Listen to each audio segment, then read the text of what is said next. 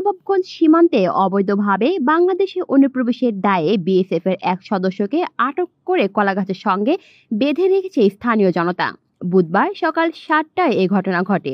বিষয়টি নিশ্চিত করেছেন 53 বিজিবির অধিনায়ক লেফটেন্যান্ট কর্নেল ফাহাদ মাহমুদ রিঙ্কু। স্থানীয়রা জানান, 53 ব্যাটালিয়নের আওতাধীন জহুরপুর বিউপি অর্থাৎ নারায়ণপুর ইউনিয়নের সাতরাশিয়া গ্রামের এক বিএসএফ সদস্যকে এলাকাবাসী আটক করে।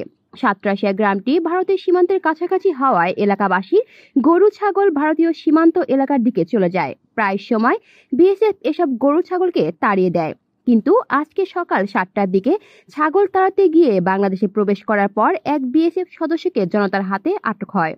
জানা গেছে, ছাগল তাড়াতে গিয়ে বাংলাদেশে প্রবেশ করেছিল এক বিএসএফ সদস্য।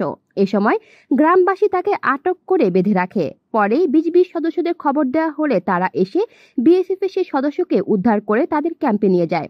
কলি শিকদার, বাংলা নিউজ নেটওয়ার্ক।